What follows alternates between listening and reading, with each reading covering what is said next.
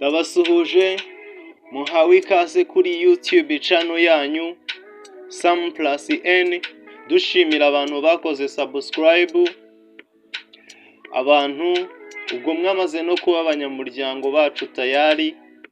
Dushishikariza n'undi muntu wese ugeze hano bwa mbere ko wakanda kuri iryo jambo ryanditse aho hasi handitse subscribe, kugira ngo ujye ubana natwe umunsi ku munsi ukurikirana byinshi bizajya bica kuri iyi channel, amavideo y'indirimbo, ibiganiro bya showbiz bitandukanye, amakuru menshi tuzajya ducisha hano kuri iyi channel.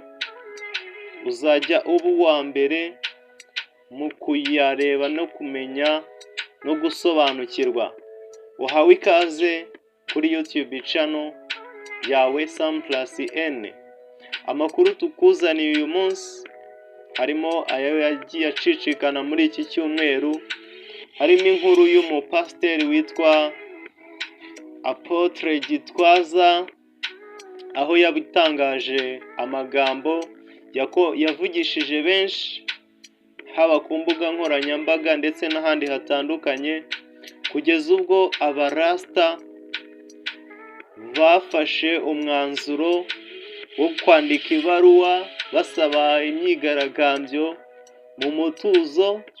Bandikiye leta bayisaba ko bakwigaragambya mu mahoro bamagana ibyavuzwe n'uyu mupasiteri. Uyu mupasiteri amwe mu magambo akomeye yatangaje kuri Rastafari, yavuze ko ari idini ry'abasatanike.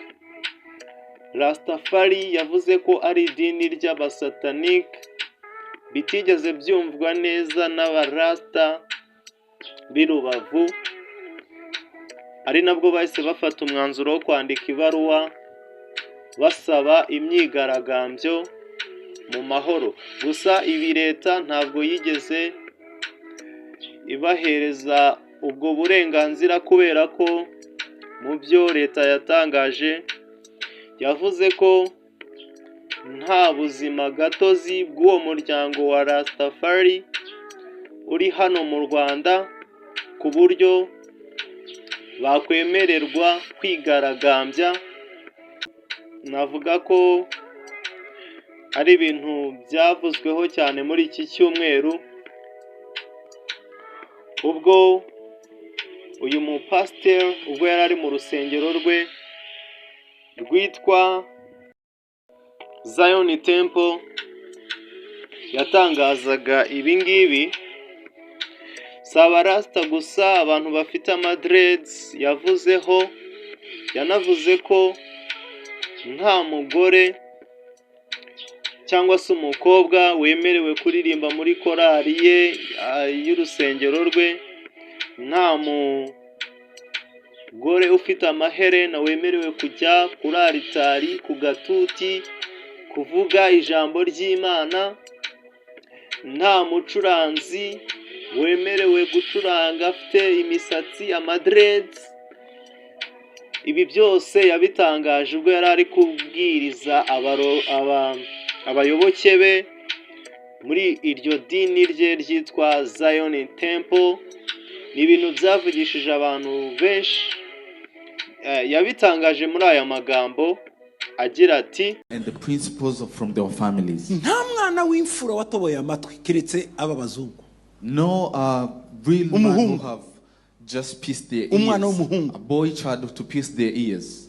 Nta mwana w'imfura waje kuririmba imbere afite kobo yishanyutse. Tibibaho. No a man who have come here on altar to sing with a trousers. Kandi namwe murabibona abapasiteri mukabyihorera. Tiyegira umukobwa, tiyegira umudamu uzaza ahimbere kubayobora yambaye ipantaro. No. Don't allow tamuririmbyi ugomba kuririmba w'umukobwa yambaye ipantaro. A female to come here singing when they're wearing trousers. It is not possible. No. Muze mwubaha aha hantu. Have some respect for this muri place. Zion ntushobora. In Zion Temple you cannot do that. Umukobwa ko araza yambaye ipantaro zimufashe utubuno twose tuneganega ko araramyande Imana cyangwa arimo arateza umwako urusengero, ambara ijipo ryiza. You come here on the altar with the trouser. Are you worshiping God or your ancestors? muranyumva neza You hear? tihagire bashumba muraha ndabasaba bashumba muraha namwe bakristo mu nyumva amakorari yanyu yose tihagire umukobwa uzongera kurimba yambaye ipantaro cyangwa gukora protocole yambaye ipantaro. Do not allow girls to come here when they're wearing pants here on the altar. Ntabwo mubuze amakanju hano n'ay'ubuntu muratoragura. You are not lacking the shops to buy dresses. Icya kabiri. Second, nta mwana w'umuhungu ugomba kuza gucuranga kugira afite amaherene mu matwi. No boy child who should come here to play here when they have earrings. Iherene rivuze iki? What does earring mean? Barishiragaho umuntu wanze gucurwa ngo abe imbata itahi wabo nyuma y'imyaka 7 n'imyaka 50 basubizaga imbata zose wabo, ariko wanze akavuga ngo ngenda shaka gukomeza kuba kwa data buce bafataga uruhindu bagatobora ugutwi bagashira mu iherene. Bisobanura mwe mubona amaherene muyambaye ntimumenye impamvu ihenere no kuvuga ngo ndi imbata iteka ryose. Kuki abana bacu mwemera ko babimbata? The earring was a symbol of long-lasting slavery, like someone who didn't want to go back to their homes, and they get the earrings as a symbol of slavery. Why are we allowing our sons to come here with earrings? Another thing.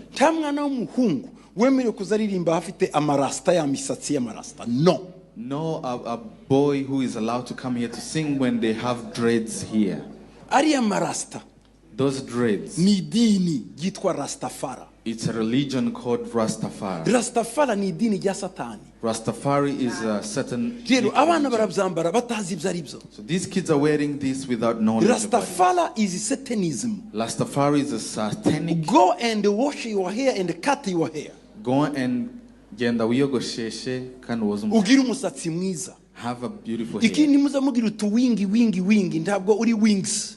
You are not the wings. Don't have udusatsi tumeze ngo twishitane tudaimone. No, gira imisatsi mizima. Don't have a hair that is carries like satanic. Have a good hair. Muranyumva neza? Do you hear me? Ibi ndabibabwiye kugira ngo ejo nejo bundi ariko mumera. Nimuva mugene muyogoce muhindura imisatsi yanyu mube abana clean. Kuko niko umuco. Uretse ayo makuru yavuzwe cyane muri iki cyumweru y'uwo mupasiteri n'ibyo yatangaje, indi nkuru tubafitiye muri iki cyumweru habaye match y'abahanzi b'abaraperi bakina n'ikipe y'abanyamakuru ba siporo hano mu Rwanda. Byaje kuba gatangaza kuko ikipe y'abanyamakuru ba siporo baje kunyagira ikipe y'abahanzi b'abaraperi ibitego 7-2. Ikipe y'abahanzi yari irimo abahanzi basanzwe bazwi harimo nk'umuhanzi Diplomate yari umunyezamu, harimo ba Bulldog murabazi, harimo umuhanzi Fireman ndetse n'abandi ba raperi bagiye batandukanye. Ubwo bakinaga iyi match ku munsi wo kuri uyu wa gatanu, tutararenga aho ngaho kuri iyo match yabaye, abaraperi bari gutegura igitaramo gikomeye cyane ku itariki 27 z'ukwezi kwa 12 uku kwezi turimo 2024. Hariya ku Irebero hazaba igitaramo cyitwa icyumba cya rap gikomeye cyane kizahurizamo abaraperi abo ngabo nari mvuze haruguru, Diplomate, Bulldog, Fireman, Tough Gang muri rusange, ba Pifra bazaba bahari, harimo abahanzi nka Riderman, harimo abahanzi nka Ish Kevin, Zeo Trap, Bushari, hazaba harimo abahanzi benshi batandukanye b'abaraperi. Igitaramo cyitwa icyumba cya rap ku itariki 27 z'uku kwezi kwa 12 2024. Ni igitaramo giteganyijwe, ubona ko ari igitaramo kizaba gikomeye kubera ko hafi abaraperi bose bazaba bariyo. Ubwo uramutse ukunda hip hop wazanajyayo ukanenjoyinga uyu mwaka usoza wishimira kubona abahanzi ukunda bo muri hip hop bakomeye cyane tubona hano mu Rwanda bari gushayininga. Usibye iyo nkuru hari n'umuhanzi The Ben The Tiger, umuhanzi nawe ukomeye cyane, ukomeje gukora ibintu byiza cyane, umuhanzi w'umuhanga kandi ufite impano ikomeye kuko yakoze ibintu byinshi. Akaba afite album launch muri umwaka utaha ku itariki ya mbere y'ukwa mbere 2025. Akaba afite igitaramo cyo kumurika alubumu ye yise Plenty Love. Ni igitaramo azahuriramo n'abahanzi bakomeye cyane cyane abo bagiye bakorana indirimbo ziri kuri alubumu ye yitwa Plenty Love. Indirimbo zitandukanye yagiye akora, nawe azakora igitaramo kabisa. Ubona ko ari igitaramo kizaba gikomeye cyane kuko yagiye akorana n'abahanzi bagiye bakomeye, ndetse amakuru ahari akaba avuga ko hashobora kuzaba hari na Burna Boy, hashobora kuzaba hari uwo bita Diamond Platnumz. Ni ibintu bigenda bivugwa ko ashobora kuzaba hari, ndetse n'abandi bahanzi bakomeye yagiye akorana nabo indirimbo.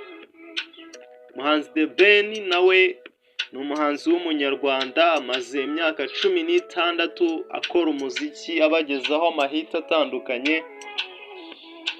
Nayo ni inkuru ikomeje kugenda ivugisha abantu benshi, ndetse bamwe batangiye no gupanga rwose kuzajya kureba iki cyamamare gikomeye cyane, umuhanzi bita The Ben, ubwo zaba amurika alubumu ye ya mbere nyuma y'amahiti menshi yagiye abahereza, ndetse akaba afite n'indirimbo nshyashya yitwa True Love. Ubona ko ari umuhanzi urimo urakora cyane kabisa. So reka tube duhiniye hano amakuru agezweho, reka tubagezeho indirimbo nshyashya zigezweho muri ino minsi hano mu Rwanda ndetse no hanze. Ku bantu bakunda kumva imiziki kabisa, mushobora kujya gushaka izi ndirimbo mukazumva, kuko ni uturirimbo ubona ko tuba tugezweho kandi abantu benshi bari kwenjoyinga, barimo gukunda. Indirimbo yitwa Ehe Mbembe y'umuhanzi Okama ari kumwe n'umubebe we witwa Cute. Ni akaririmbo abantu benshi bari kwenjoyinga muri ino minsi, keza cyane kagezweho, wagenda ukagashaka ukakumva. Umuhanzi $10 afite indirimbo yitwa Zangelewa, nako ni akaririmbo keza rwose kagezweho. Nk'uko nabikubwiraga, The Ben afite indirimbo ari kumwe na Kivumbi King yitwa My Name, nako ni akaririmbo keza, kimwe n'uko afite indirimbo yitwa True Love nshyashya nziza nayo ushobora kugenda ukumva. Zizu Alpacino ni umuproducer ukunda guhuriza hamwe abahanzi benshi nk'uko asanzwe abikora. Rero afite indirimbo nawe yakoranye n'abahanzi batandukanye b'abasitari hano mu Rwanda, cyane cyane abaraperi, harimo P-Fla, Bulldog, Fireman, Calvin Mbanda. Yitwa Kuba Umugabo, ni akaririmbo nako keza. So rero usibye aho ngaho no hanze y'u Rwanda, cyane cyane reka mbabwire nk'indirimbo y'umuhanzi bita Burna Boy nshyashya. Umuhanzi wo muri Nigeria muramuzi cyane mu ndirimbo, mahiti yagiye abahereza za City Boy, indirimbo zigiye zitandukanye z'amahiti muramuzi. Indirimbo nshyashya afite yitwa Bando by Bando, ni akaririmbo gashya ka Burna Boy ushobora kugenda ukumva. si ibyo gusa, umuhanzi witwa Diamond Platnumz from Tanzania nawe afite akaririmbo kitwa Holiday. Ubwo ukunda indirimbo hano, ukunda umuhanzi Diamond Platnumz wagenda ukumva Holiday, ni akaririmbo keza. Reka tube duhiniye hano, ikintu usabwa no gukora subscribe kugira ngo utazajya ucikwa n'andi makuru agiye atandukanye tuzajya tubagezaho umunsi ku munsi. Turabakunda cyane, kanda subscribe kugira ngo tujye twibanira every day. Thank you.